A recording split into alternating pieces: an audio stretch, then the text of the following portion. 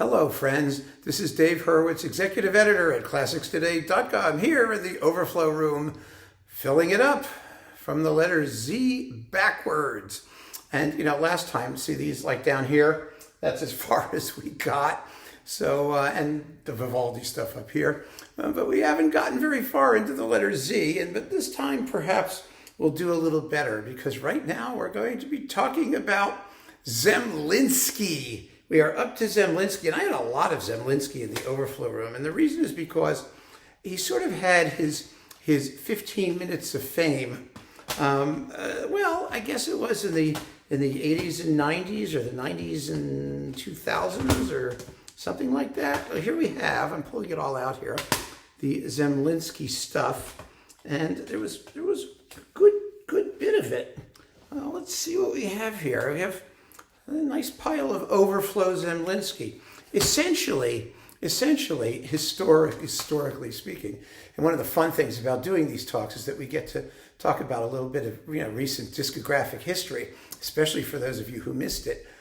There were two big Zemlinsky series, one of which was on EMI with James Conlon, and the other was on Decca as part of its Antarctica Musik series, at least partly, and it featured as often as not, Ricardo Chailly and the Concertgebouw Orchestra.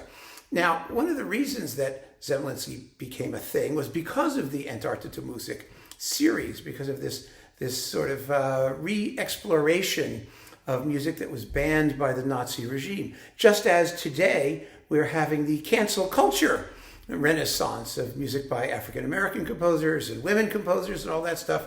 Well, 20 years ago, it was composers banned by the Nazis, Jewish composers. See, everybody gets their 15 minutes of fame. And Zemlinsky was definitely one of those.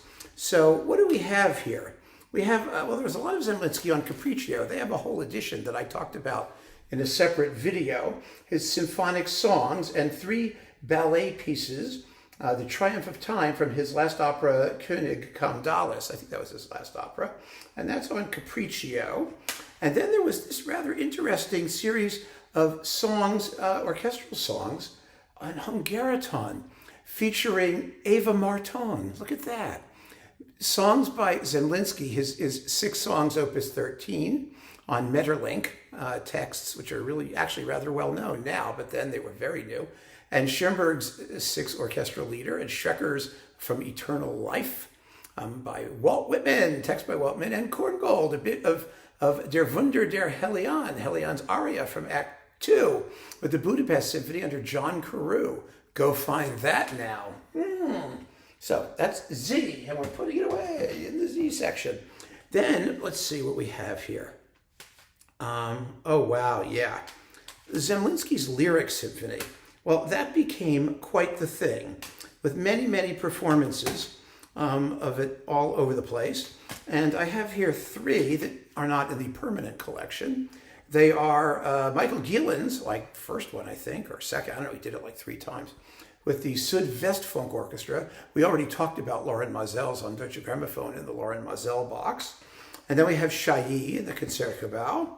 And let's see, which one is this? Here's one that most people probably don't remember that well, on RCA, with Bo Skovis and Luba Organasova, with Klaus-Peter Flor and the North German Radio Symphony Orchestra, along with 6 selected songs for voice and piano with Bo Skovis again.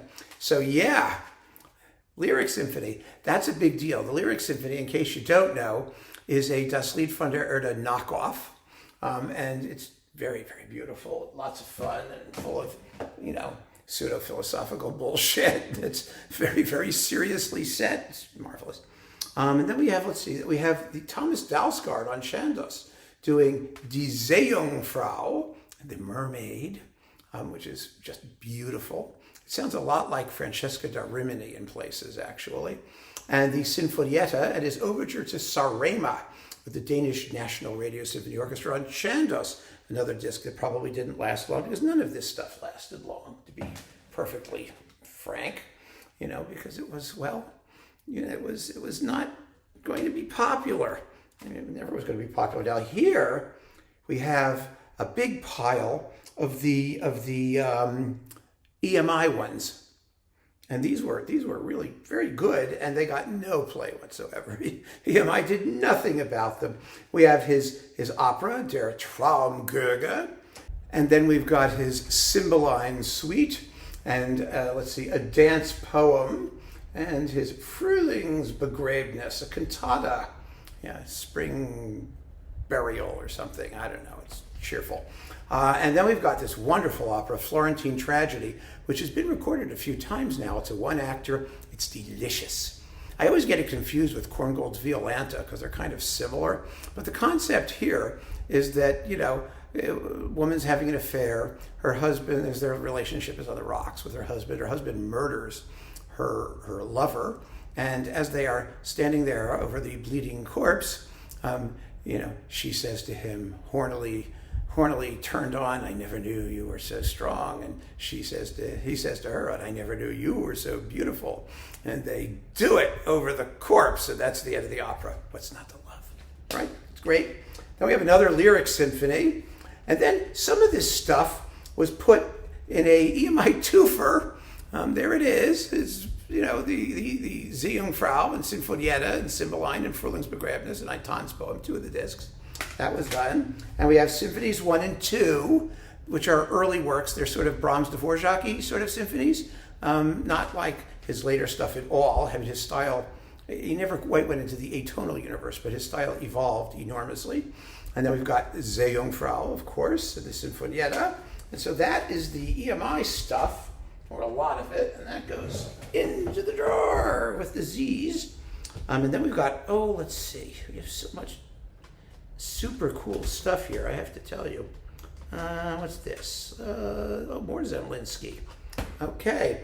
The Lyric Symphony. This is with Christoph Eschenbach on Capriccio, because you can't have too many of those. And look at this. This is why God made the Overflow room, because I have the Lyric Symphony with Michael Gielan on Arte Nova again, sort of cleaned up. They cleaned up the covers and made it look nicer when BMG took over the label. Sony BMG owns Arte Nova now, and so they couldn't have those very plain Workaday covers, so they polished them off.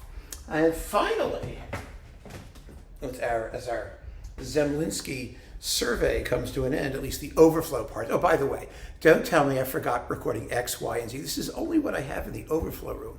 I have a whole nother pile of it upstairs in the regular collection, plus there are about 7 different alphabets in the regular collection, so there's lots of opportunities for more Zemlinsky, and it's up there somewhere.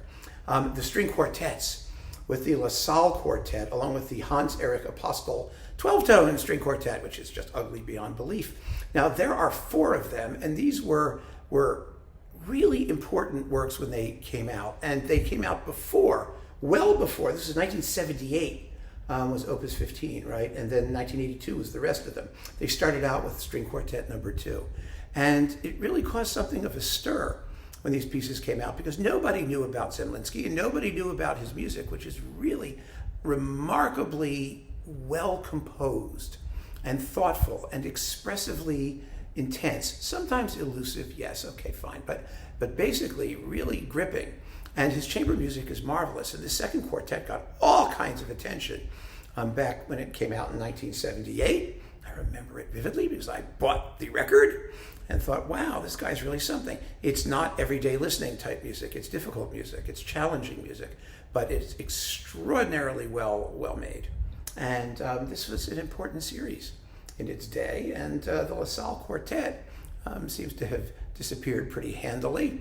At least, these things. And so there you go. So that goes in there. And with that, we have dealt with Zemlinsky. And there's more to come. So keep on listening, friends. Thanks so much for joining me. Take care.